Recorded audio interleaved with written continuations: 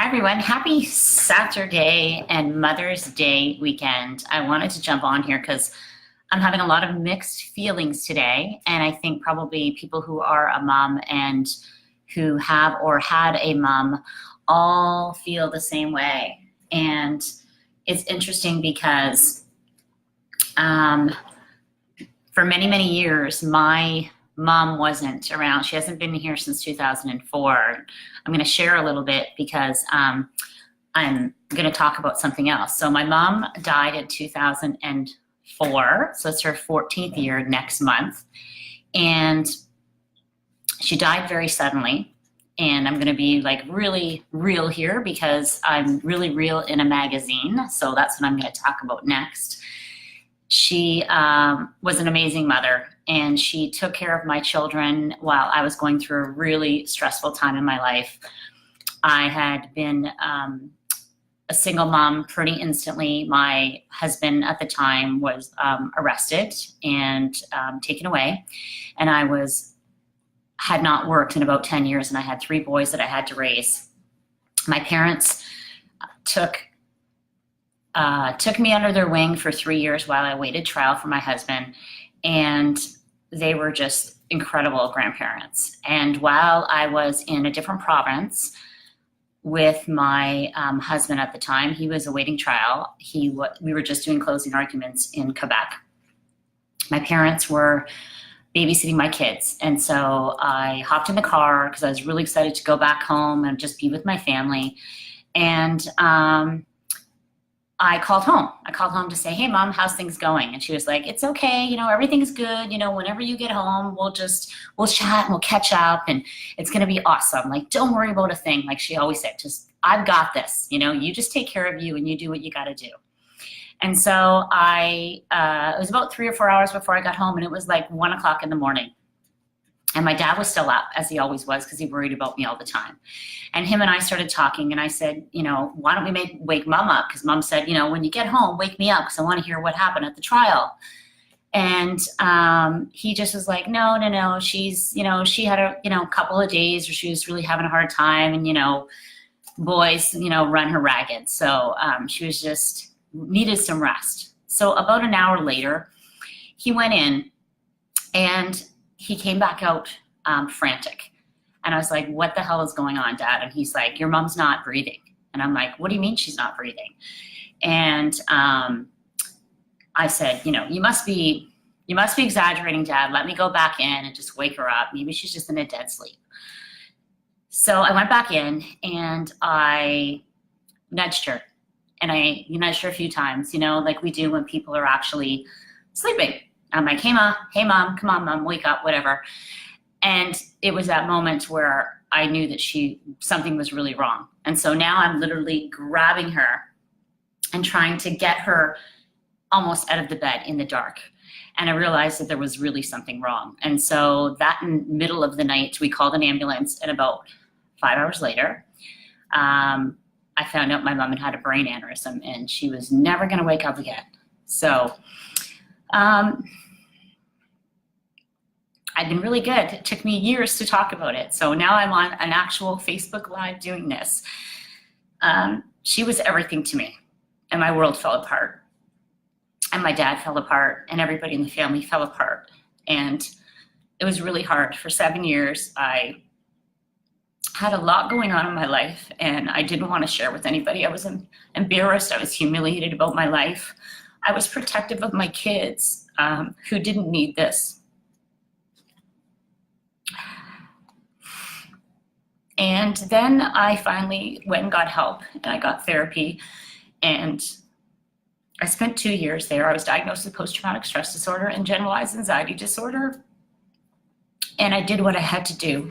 I went into 2 years therapy, and I found my way back.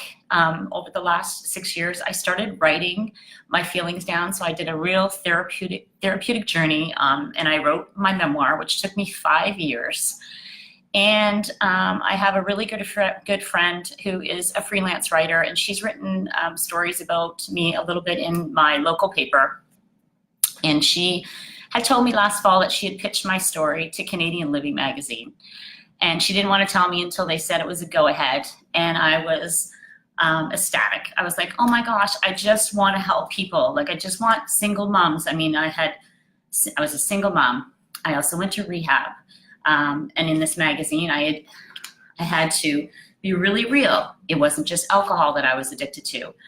And my dad died by suicide 6 years after my mom died. So I have a lot of stuff that I just want to help people with. I want to use my social media and anything that I can to just use as a platform to help other people. I wish that I had somebody to turn to back then.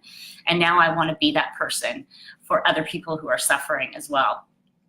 Anyways, I may be getting off topic, but she ended up pitching my story. And ironically, it was supposed to run in January. And it was supposed to be an inspiration story.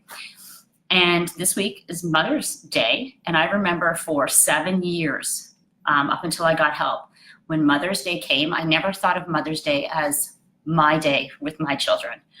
It was a day where I just like wanted it to jump ahead to the next week. I was so raw still. I was so sad that my mom was gone. And I wanted to skip over the day. I did not want to have it. And then this year, I get this message that this is not going to be in January. It's going to come out in June. And my mom died in June. And here it is, Mother's Day week. So, I'm feeling very blessed today. I'm feeling so honored that my friend wrote the story. I'll post it if I can later on for you guys. You should be able to see it, but it is in Canadian Living Magazine, and it's in the June issue. And I'm so hoping to just continue to share my story and try to reach out to as many people as I can. I do teach yoga in my community for people who suffer from trauma. I'm also part of Womankind Addiction Services, where we're running a program there. They have a treatment program there. So I get to go back somewhere where I went. I went to rehab there in 2005, about 8 months after my mom died. And I'm there helping other women as well with this Yoga Fit for Warriors yoga that I teach. And we're getting farther in there to see how we can connect yoga with trauma and be able to heal, because I took this training in 2013 and it changed my life. It changed my life, and yoga's changed my life. The people that I'm surrounded with changed my life. My family changed my life, and all the friends that have stuck by me all this time have changed my life as well. And I'm very grateful for all of you. It is a really great article. You'll see it. There's 4 feature stories. This one actually says hell and back. There is some pictures, personal pictures of my ex-husband and my kids. And my special picture right here is my mom and my dad on my wedding day. So I'm really happy to open this page and see her and just have those words there that remind me that she is my light. She is always here for me. And I know that. And I just want to share that, the story just came out this week. I haven't really even had a chance to absorb it. And I had this wonderful lady who I don't even know. She's not even my Facebook friend, except for I did just ask her to be my Facebook friend.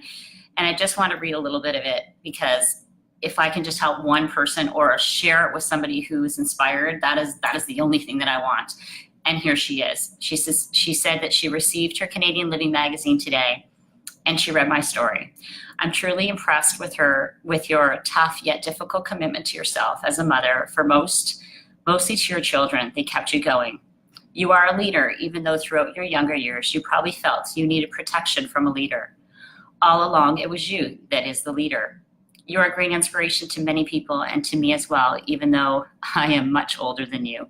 I chuckled with that because she really wasn't that old. She says that she is a mother and she has a beautiful daughter who has given her 3 grandchildren. Her life is busy and very rewarding, and she will never take for granted the true love coming from her children who need her. So having said this, I'm very glad I read your story, Christine. Your mom is proudly watching over you and your children. Thank you for sharing your story, and keep up with your amazing energy and yoga. XOXO. So thank you, Pam, for writing that to me. It really made my morning. It made my weekend. And I hope that every single mother out there has a beautiful weekend with your children, and just cherish your memories with your own mother if she's not still with you. And if you have a mom still, man, give her a big sweet hug for me. I will post this article later if you guys are interested. You can even buy it, but I'm really just happy just to come on here and speak about it and share it. So thank you for listening. I see some people on here, and thank you guys for joining me today. It is freezing cold where I am, so I'm not even going out of the house. It's actually, I think, springtime. Or no, it feels like fall time. Thank you guys. Have a great day. We'll talk to you soon. Bye.